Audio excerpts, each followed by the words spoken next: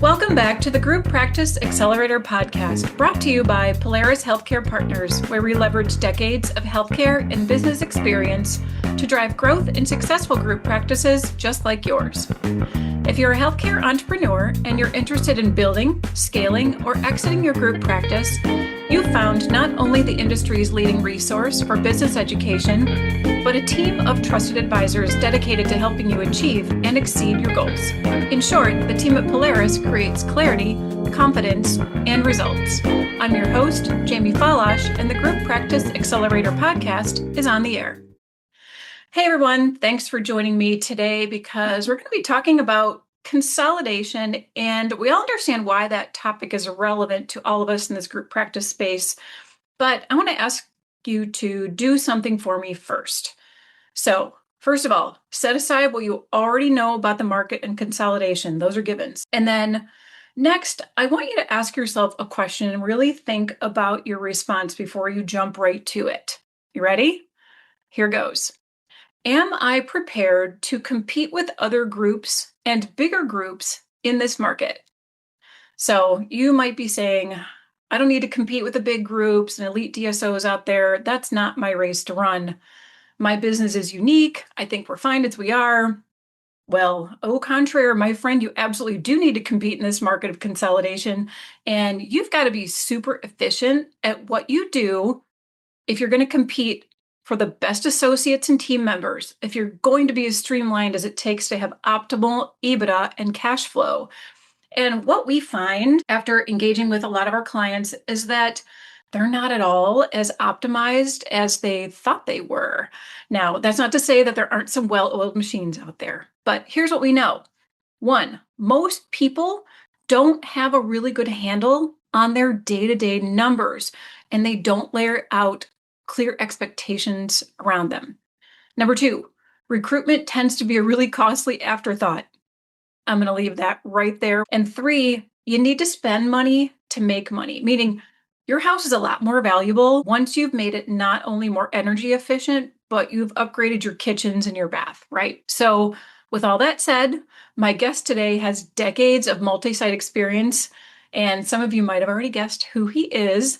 He's seen just about every scenario from optimally run to running off the rails in terms of efficiency and operations.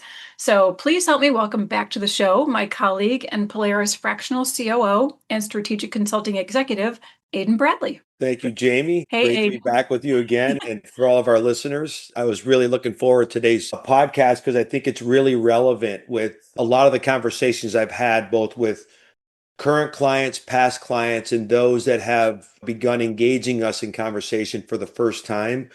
And I think we are all hearing, a common thread with some of the issues that we're having. And I thought this would be a great opportunity when you and I spoke to have a conversation around some specific areas, maybe just 2 or 3 touch points that, I'd like our listeners to really think back and be introspective about, like you did in your introduction. So I think this is going to be a really valuable conversation for people to listen to and really get introspective and have that good look in the mirror time.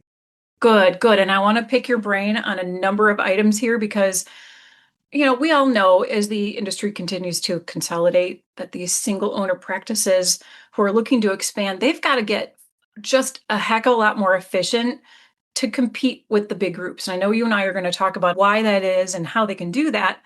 But if we look at that in terms of your team, not just your associates, but your entire team, recruitment, case presentation, cost containment, streamlining operations, which I know you are expert on, but it's the little, like the subtle, the small inefficiencies that become just massive gaps and really detrimental to cash flow as we scale if you don't get a handle on them yesterday. So I'm glad you're here because I know you have a lot to say on this. I know we could probably fill 2 or 3 hours, but to our audience, I promise we won't do that. So if we look at how consolidation is accelerated and more practices are joining structured groups, structured entities backed by private equity, it's really challenging to be competitive. How do we attract the right people? How do we run optimally? Can we talk about some of the elements that impact whether or not we're competitive? Yeah, of course. And I think it's a great lead in. And I think starting out with market consolidation is a really good segue. Because of that, it is impacting smaller groups that are single owned or maybe a couple partners and are trying to grow. And because of this acceleration, you might say, well, I'm ahead of it. And I'm here to say that you're not ahead of it. These DSOs in private equity backed groups, they are expanding aggressively. They're getting more and more aggressive. They're looking to deploy capital. DSO used to be a dirty word. And I think now we're learning that there are a lot of different groups that are looking to have a bona fide strategic partnership with some groups. This is not just I want to buy you and change everything. This is Right. I want to partner with you.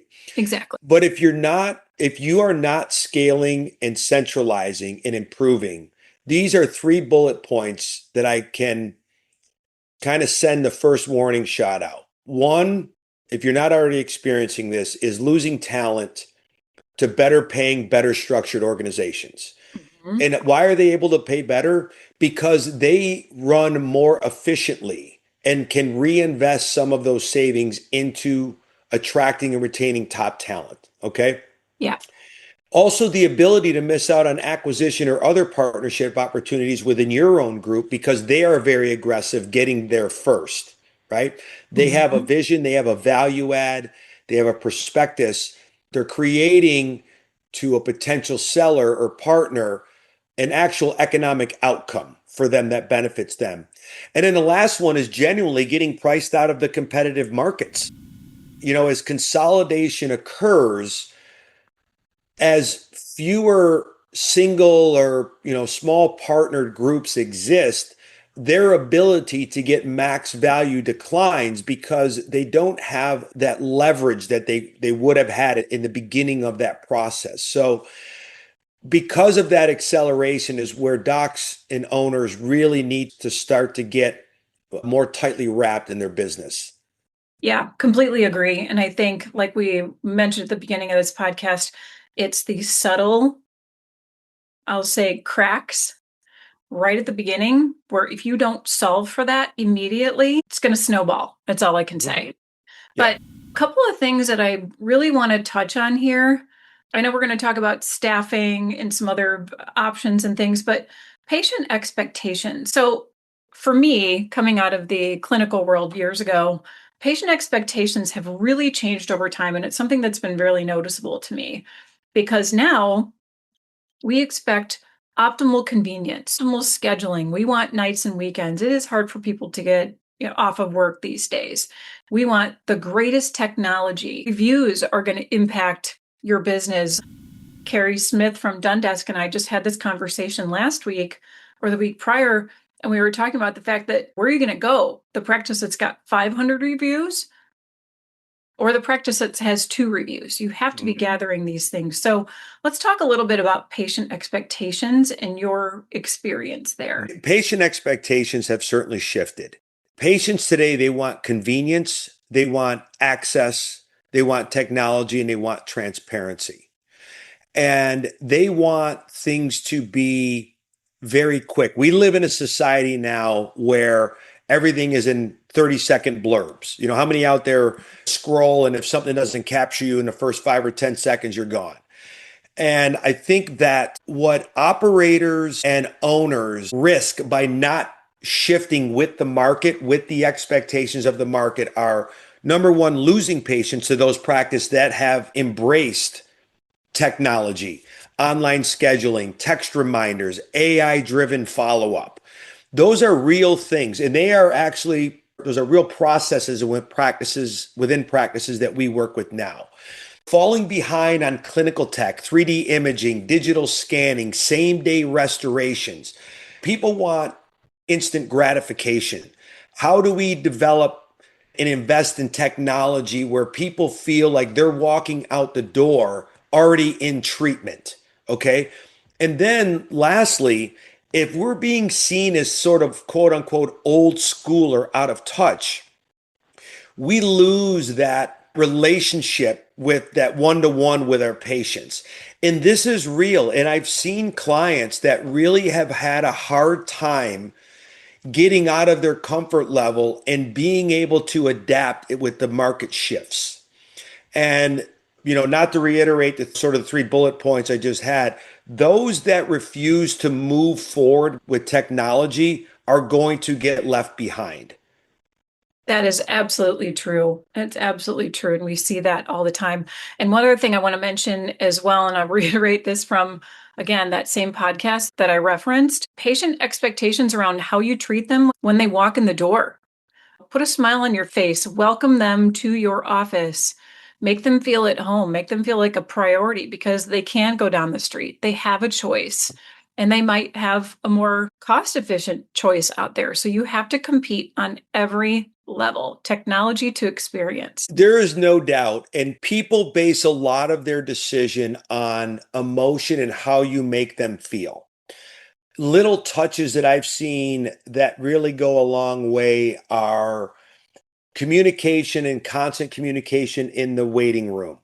People being continually informed on what's going on during their treatment, pre and post.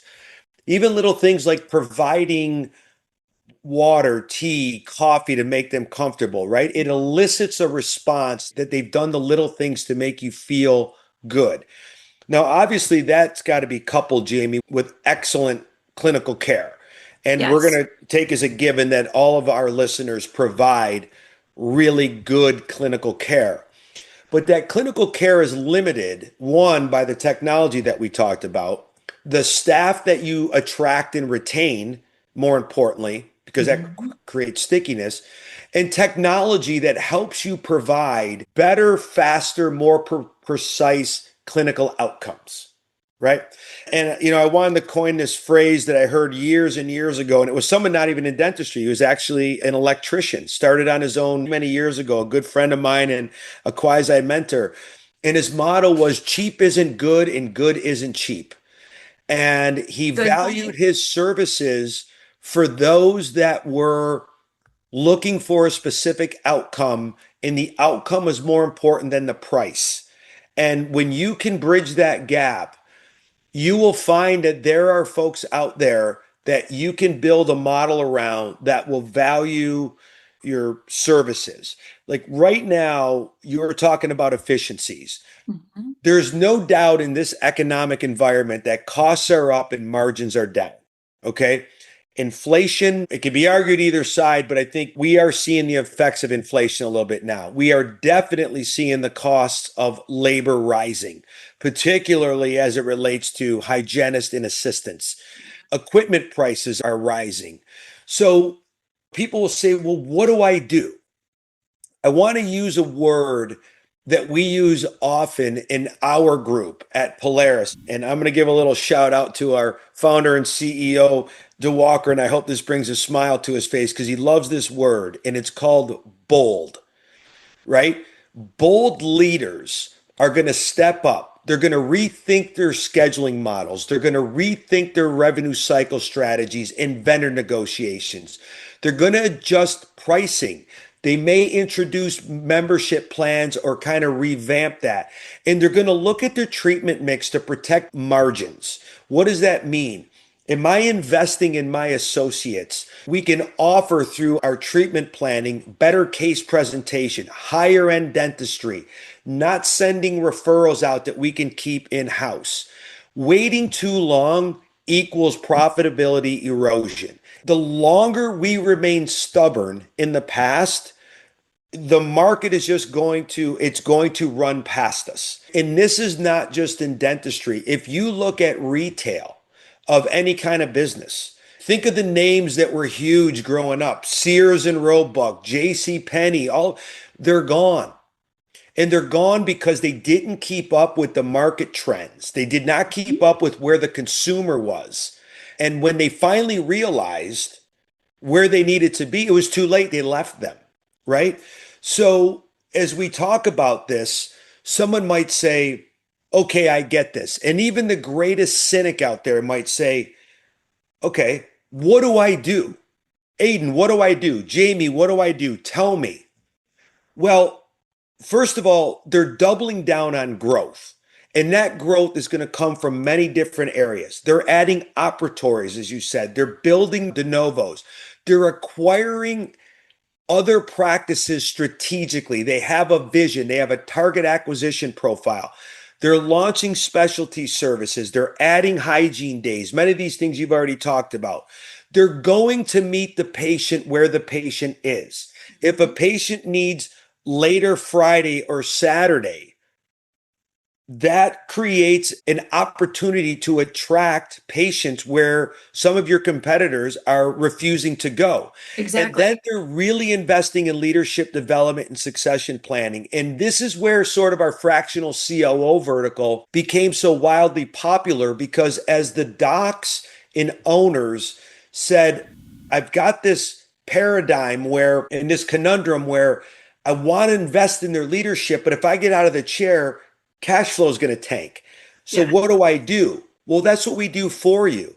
And then you can focus on clinical mentorship, which we provide through our clinical coaching, right? We have two esteemed partners on our team that do both general, advanced, up to and including all on X, endo, ortho, and that investment will allow you to continue your core focus of generating revenue as the core provider while not going backwards investing in your current team. And we can kind of go down the list, but someone says, well, how do these other groups afford to pay higher prices or higher wages? Well, there's a couple things. One, do not become a training group for your competitor. And I've seen this before.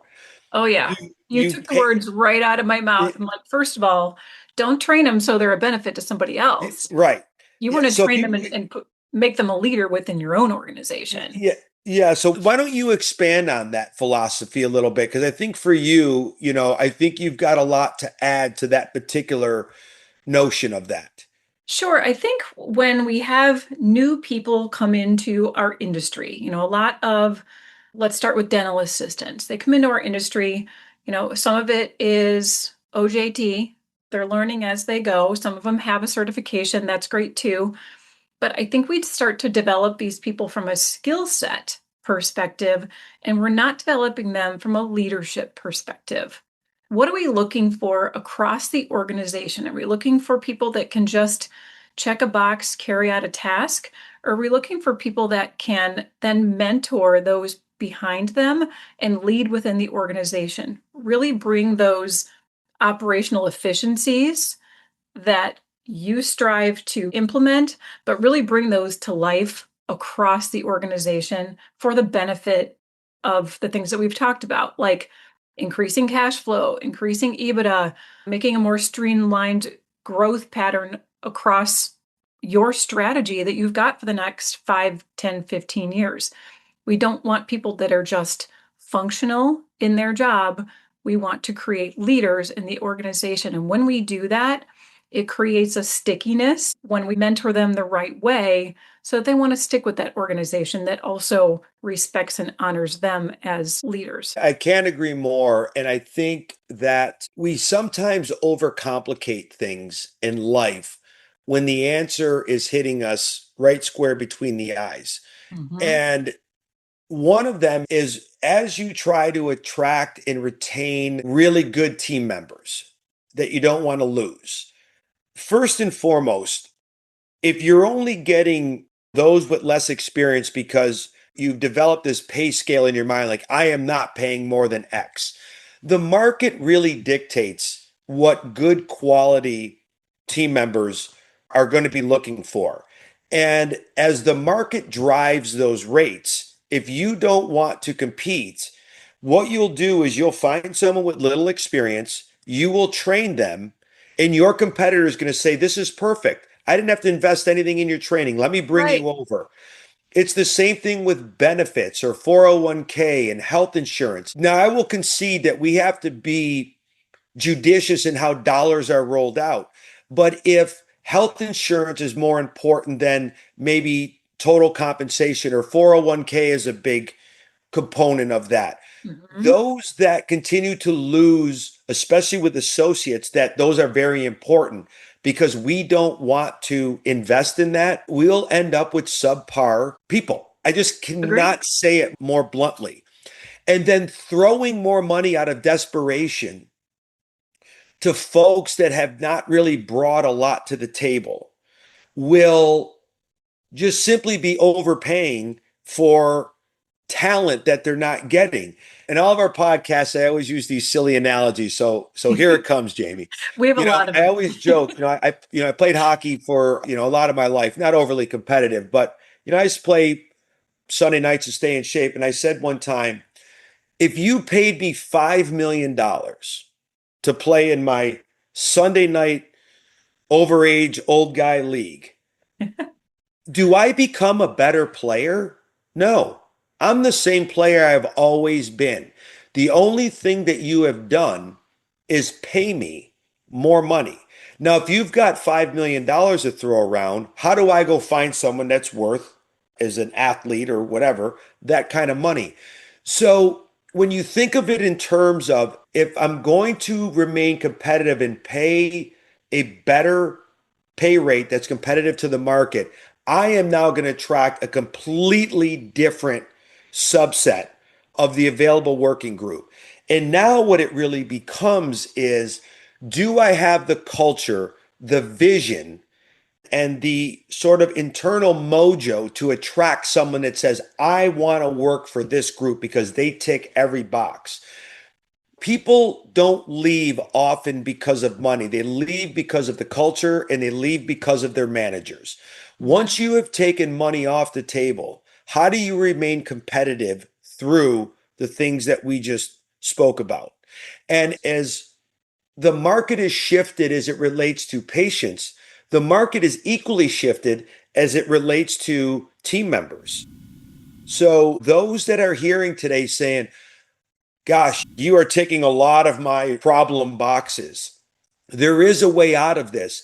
And it may take a little bit of sacrifice. And what I mean by that is, as you get more efficient with staffing, reimbursement rates, process issues, revenue cycle, more cash flow, and you can pay a little bit more. If you've been running more of a lifestyle business, can you dial back a little bit until you get things going? Or if you want to remain just sucking money out of the business because it pays for cars and boats and vacations and stuff, it's going to be more difficult to recycle that cash. So think of that as an investment into the group or your office and your people. That investment should have a multiplier on the end of that, which will make all the things that you have been doing much easier to do. So just to kind of button up the things that we talk about real quick. Number one, consolidation is happening and it is accelerating. The patient expectations have shifted. Either get on the bus or get left behind. Right. The staffing pressures are real right now. In Ohio alone, where I work with a client, there's over 125 job openings for dental hygienists alone. Think about how competitive you have to be to attract them. Okay. Costs are definitely exceeding reimbursement rates. So, higher level comprehensive dentistry, more efficient revenue cycle strategies to be getting as close to 100% as possible, eliminating low payers and reducing days of sales outstanding. Just get your treatment mix up. And then lastly, like we talked about, double down on your growth, add ops, build de novos, get more technical, launch specialty service, add hygiene days, do all the things that your market, which is our patients, are asking you to do, because the market is changing so fast right now that it is difficult to keep up with how quickly and advanced technically with technology, as well as the ability for the workforce to dictate what they want. Absolutely. And I'm going to tie back to what we were talking about with being efficient and optimized in terms of where you stand with patient expectations. And I'm even going to tie this to case presentation. If you don't have the appropriate technology to present your case in such a way that it's easy and comprehensive for the patient to understand, they're not going to move forward with treatment. If it's not a welcoming environment, they're not going to move forward with treatment. If you don't have a membership plan or some kind of financing option, they may not move forward with treatment. So all these things create that little bit of stickiness that you need to keep your patients coming back, because you better understand that they have a million choices. If you think all those hygienists that have 125 job openings right now have choices, think about the number of choices that your patients have. Far more than that. You're 100% correct. And they have the ability to dictate terms because we need, a certain number of team members in the office working to keep patient flow going.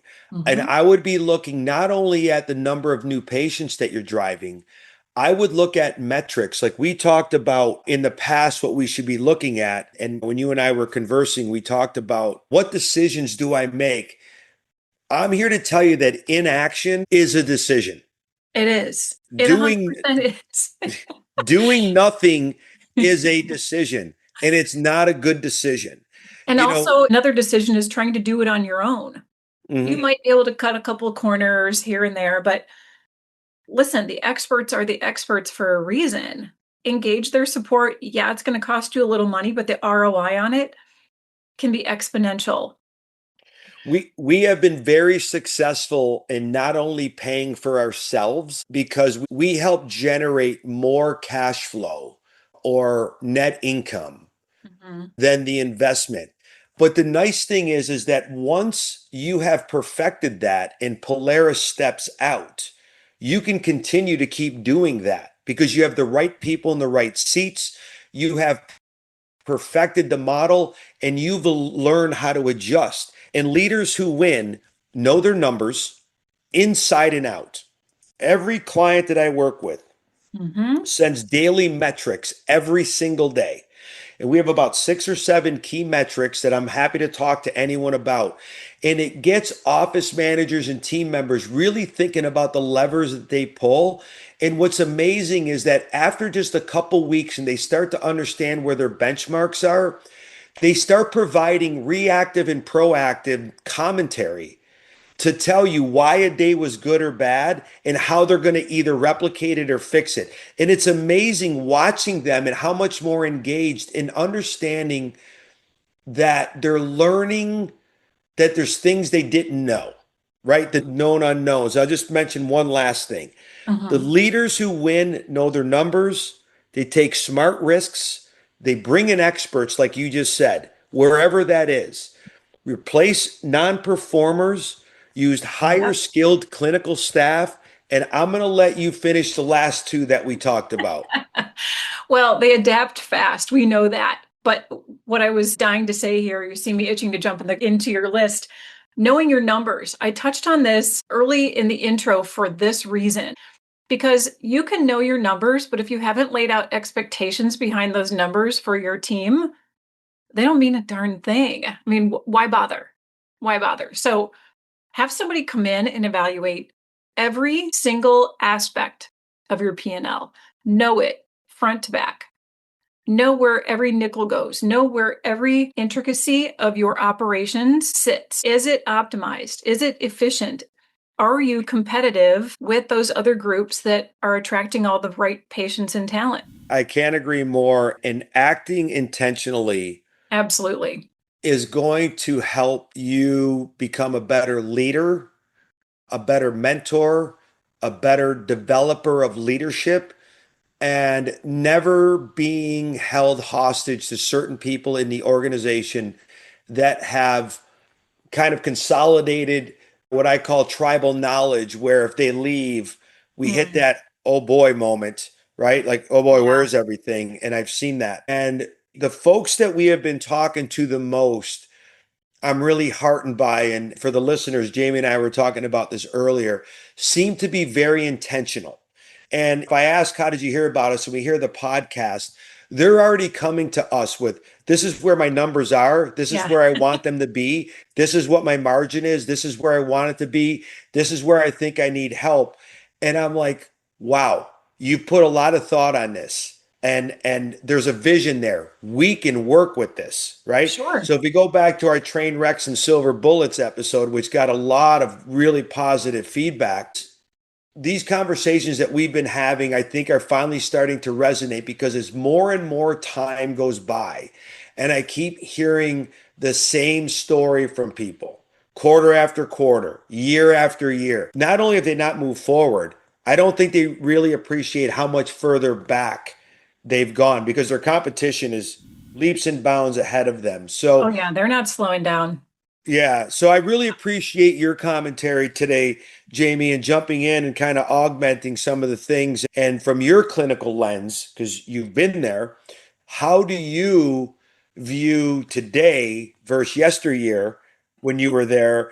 And So delicate. yeah, the market, the expectation, and the pressures, they're real. How do we solve that riddle?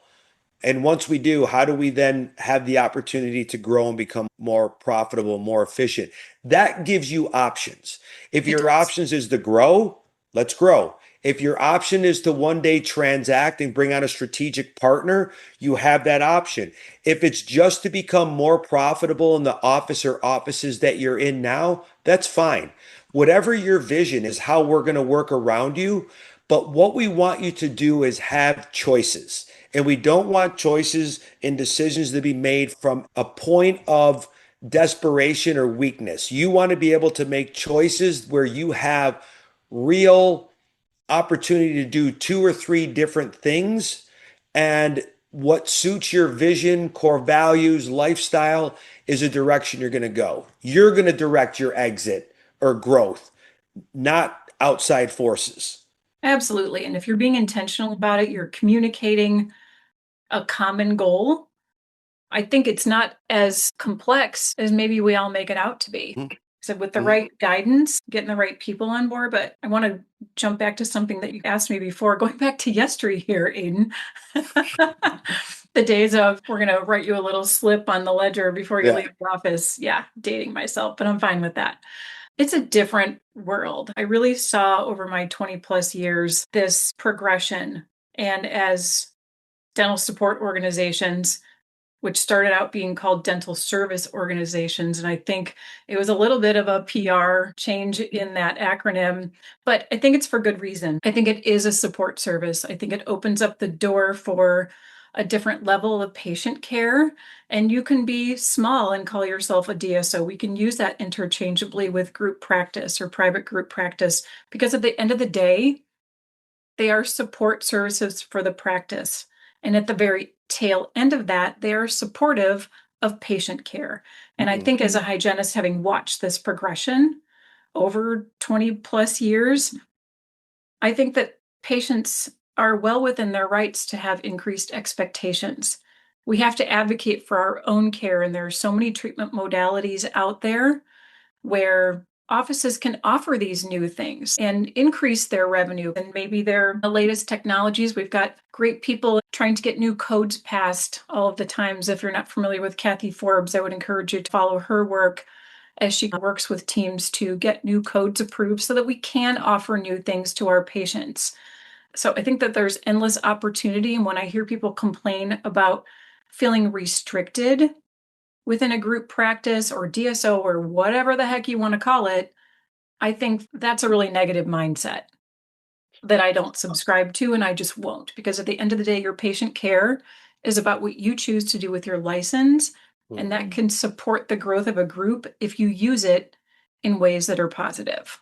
So there's the end of my soapbox. Yeah, no, well said. I did not have this on my bingo card to chat about, but one thing I will say is consolidation begins to increase. Some of our listeners are probably getting deluged with letters from private equity groups and stuff. And Yeah. some have said, I'll never sell to a DSO.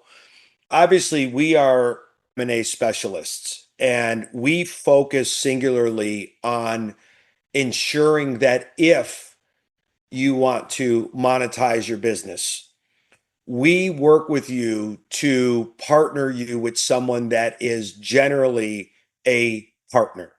You are not selling 100% of your business most of the time. You are maintaining equity in that business.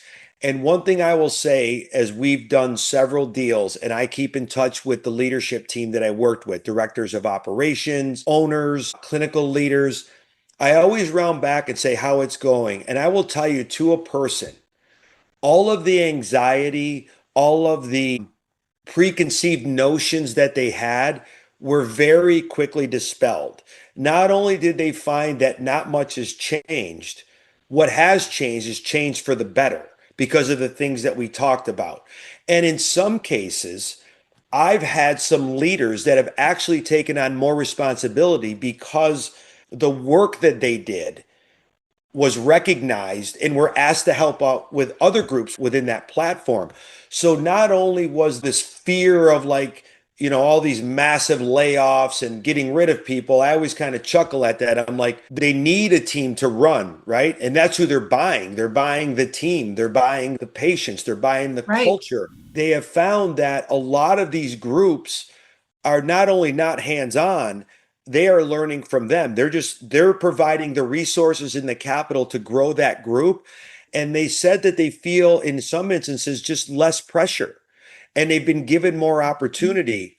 And I said, see, it wasn't so bad now, was it? And a lot of that is based on the initial conversations that the Walker and I or someone else on our team has. And the first thing is, how do you want this outcome to look? What do you need? So when we help advise and value your company, we are only dealing with those that will commit to providing you with the outcome that you are seeking, right? And it's got to be not just dollars. It's got to be the economic outcome at the end of that journey. It has to be alignment in culture, alignment in vision, making the team feel like this is a good decision for everyone and they have an opportunity to prosper. And that's where we have really been successful, is marrying some of these smaller groups or one large practice into a platform that is not that traditional DSO that we all feared, but a real partner that can help relieve some of the administrative headache. They're judicious in dollars. They invest in capital. They believe in technology. And because they do that from a very broad scope, they can bring in their expertise and scale to a much smaller platform. And it really benefits everybody. So wherever you are in your journey, if you're thinking one day I want to monetize, but I'm not ready, we can help. If you think you're almost there and just need some tweaks, we can help. If you're there, we can help. We are not brokers. We are pure sell-side advisors that represents the seller to buyers. We don't represent the deal. We represent the wants and needs and outcomes of the seller or potential seller. Whether it's a month, a year, or 5 years down the road, you need to start preparing for all of those opportunities today. And coming back to what I said earlier, you want to have choices when the time comes for you to have to make a decision. And if you don't have choices, you are going to give up your life's work at a heavy, heavy discount. Well, and the more optimized you are, the more efficient you are, the more streamlined you are, the more choices you will have. And the more money you'll have in your pocket at the end of the day, which, we don't hate that. Yeah, that's not a bad consequence of running. Not at all. So. Not at all. Well, I think we covered a lot on why you need to be optimized in terms of the consolidation in the market. So thanks for helping our audience think through all of that. Always love having you here. Always enjoy being on with you for sure. I think we always find new relevant topics that we think are top of mind with our listeners because we listen to them and what their needs are. So we practice what we preach, right? We go where the market is. Exactly. Well, and if we hadn't walked in their shoes, what right do we have to really talk about it, right? So there's that. So if you'd like to get in touch with us to learn a little bit more, you can go ahead and send us an email to info@polarishealthcarepartners.com, or you can contact Adin at ADIN@polarishealthcarepartners.com, or you can reach us by visiting our website at polarishealthcarepartners.com. Thanks so much for being a loyal listener and subscriber. If you enjoyed today's episode, please share this episode with a colleague and be sure to leave us a rating on Apple Podcasts, Spotify, iHeartRadio, or wherever you get your podcasts. We'll see you on the next episode of the Group Practice Accelerator Podcast.